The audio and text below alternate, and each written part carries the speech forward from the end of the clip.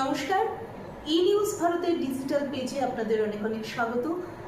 এই মুহূর্তে আমাদের সঙ্গে রয়েছেন একজন বিশিষ্ট ব্যক্তিত্ব, শ্রী সুভাষ গুহ, যিনি দীর্ঘদিন ধরে শ্যামাপ্রসাদ অনুশীলন কেন্দ্রের সভাপতি হিসেবে শ্যামাপ্রসাদের আদর্শকে সামনে রেখে সারা রাজ্যব্যাপী কাজ করে চলেছেন। স্যার, প্রথমেই জানাই আপনাকে অনেক অনেক স্বাগত। ধন্যবাদ। শ্যামাপ্রসাদ অনুশীলন কেন্দ্রের আপনি সভাপতি। এর আদর্শ, উদ্দেশ্য, এর যে প্রেরণা, সেটা কোথা থেকে পেলেন? আমরা বরাবরই একটা বাংলার যে বাতাবরণ দেখেছি ছোটবেলার থেকেই, তাতে জাতীয়তাবোধ এবং তার সঙ্গে সাম্য, সমাজতন্ত্র, এই দুটোর একটা সংঘাত দেখেছি। জাতীয়তাবোধ এবং সমাজতন্ত্র, সাম্য, এই বিষয়গুলো একসঙ্গে যায়, কারণ তার ভিত্তি হচ্ছে বেদান্ত। স্বামী বিবেকানন্দ প্রণীত চিন্তার মধ্যে এগুলো ওতপ্রোত আছে। ছোট বয়স থেকেই রাজনীতির অঙ্গনে স্বামী বিবেকানন্দকে আবিষ্কার করা গেছিল। আমাদের ছোটোবেলার কথা বলছি। 1975 সালে আমার 21 বছর বয়সে এখানে বিবেকানন্দের নামে একটি সংস্থা তৈরি করা হয়েছিল, যেটি আজকে অখিল ভারত বিবেকানন্দ যুব মহামণ্ডল বলে পরিচিত। সমস্ত আজকের যে প্রেরণা শ্যামাপ্রসাদকে নিয়ে কাজ করার, সেটা সেখান থেকেই উৎসমুখ হচ্ছে। সেইটা স্বামী বিবেকানন্দের আদর্শে শ্যামাপ্রসাদের যে কাজ বাংলায় হয়েছে, পশ্চিমবঙ্গ হিন্দুদের ভূমি ইত্যাদি, হিন্দু মুসলমান সম্পর্ক, রাজনীতি, স্বাধীনতার আমলে, এই সমস্ত কিছু মিলিয়ে শ্যামাপ্রসাদ এবং নেতাজি, এই দুজনকে নিয়ে বাংলার রাজনীতি চর্চা ঠিকমতো গড়ে ওঠেনি। এই জন্যই প্রেরণা, বিবেকানন্দ থেকে প্রেরণা, কর্মভূমি এখন শ্যামাপ্রসাদ।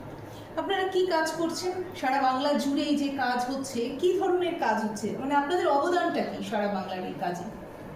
আমরা রাজনৈতিক প্রশিক্ষণ দিচ্ছি গোড়া থেকে, কারণ রাজনীতিও একটা প্রশিক্ষণের বিষয় আছে।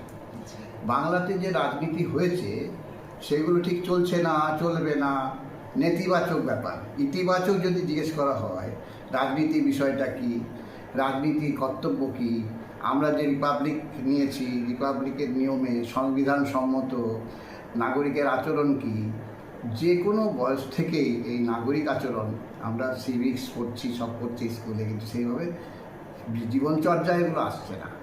সেটার দিকে তাকিয়ে শ্যামাপ্রসাদের এই বাংলা যখন দেখছি কিছুতেই শ্যামাপ্রসাদের বাংলা হয়ে উঠছে না, ভারতীয় জনতা পার্টি, যেটি শ্যামাপ্রসাদের তৈরি পার্টি, পরবর্তীকালে 80 সাল থেকে বিজেপি হয়েছে, সেখানে যারা পরিচালনা করছেন, সেখানে বিদগ্ধ উপরে মানুষরা আছেন, কিন্তু মাঝখানে বিরাট একটা ফারাক। যারা নিচে ফিল্ডে কাজ করছে দেখা যাচ্ছে তাদের সেই সংস্কারটা নেই।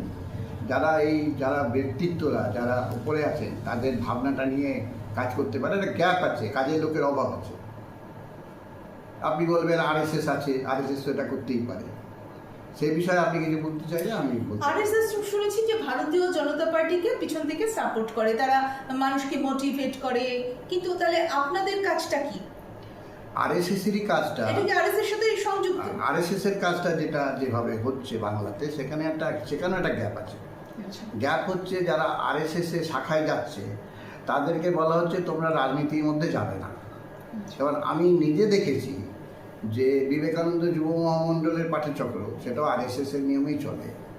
সেইখানে যখন কেউ আসছে রাজনীতির ফিল্ড থেকে, তখন তাকে বলা হচ্ছে যে তুমি এখানে আসলে কেন, তুমি তো অমুক রাজনীতি করো।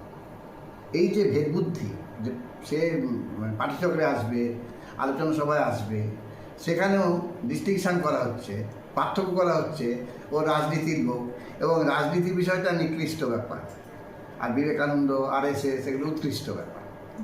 এইটা একটা অদ্ভুত ঘটনা যে মানুষের যে মানুষ হয়ে ওঠার জন্য যা কিছু দরকার, সেখানে একটা ব্যাপক অসুবিধা।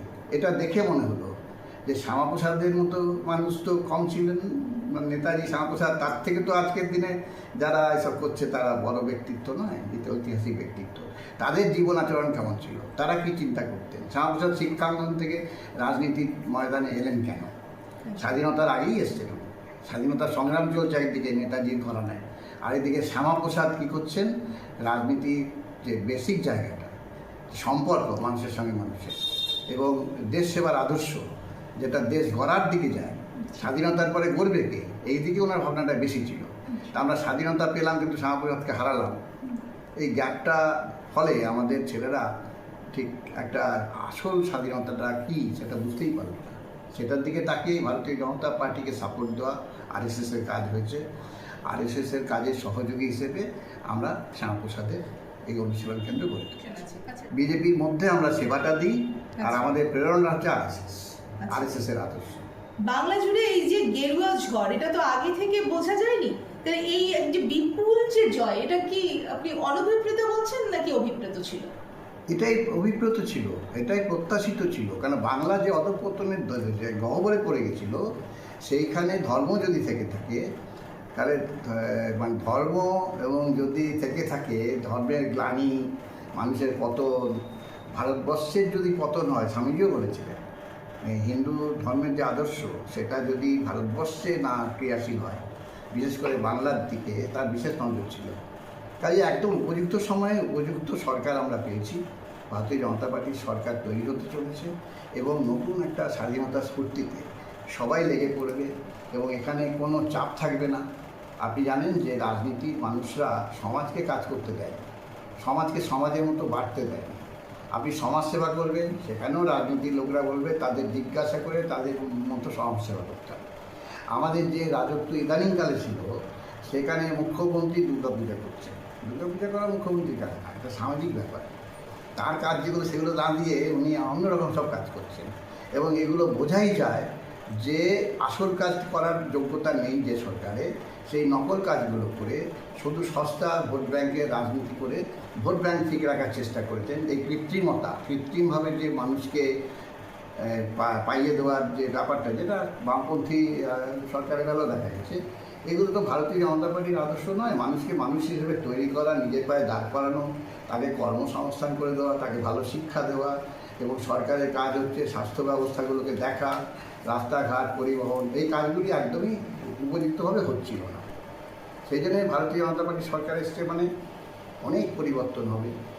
সেই পরিবর্তনের জন্য মানুষ অপেক্ষা করছিল, তাই এই সরকারের বিরুদ্ধে মানুষ ভোট দিয়েছে।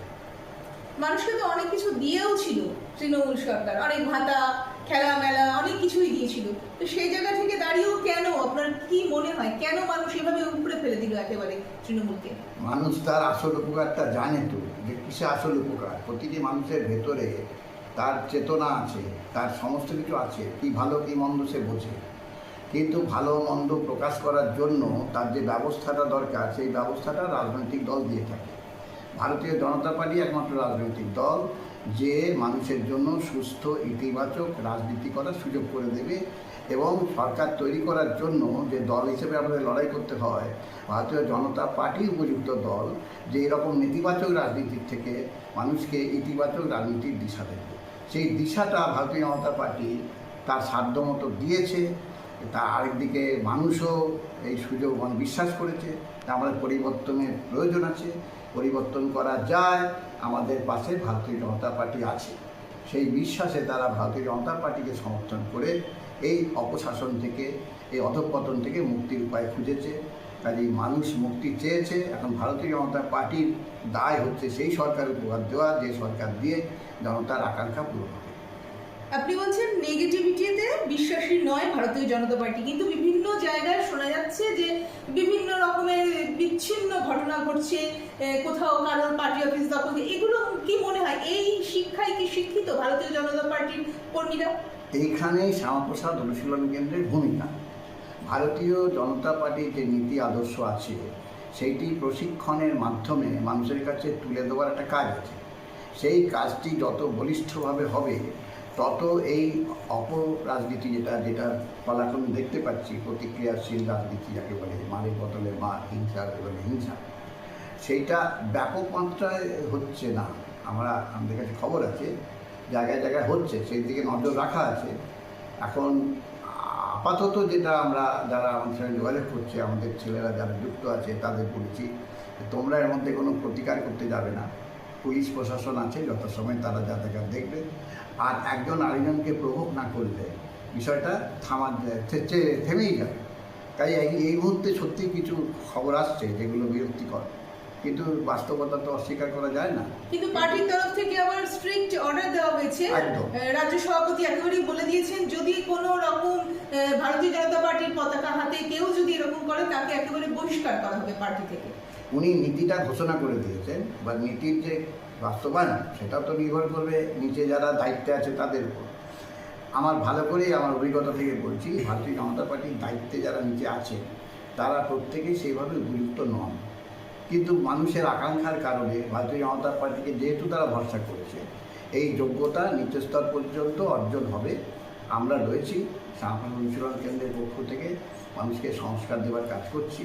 আমরা মানুষের দোষ দেখি না, কেউ যদি ভুল করে থাকে তাকেও ভালোবেসে কাছে টেনে বোঝানোর চেষ্টা করি, তাতে কাজও হচ্ছে। তার নিজের ভালো পাগলিও বোঝে। এখন যে অসুবিধার মধ্যে মানুষ বাস করেছে, ভারতীয় জনতা পার্টির কাছে আসলে তাদের যে আত্যন্তিক লাভ হবে, প্রকৃত লাভ হবে, সেটা তারা বোঝার চেষ্টা করছে।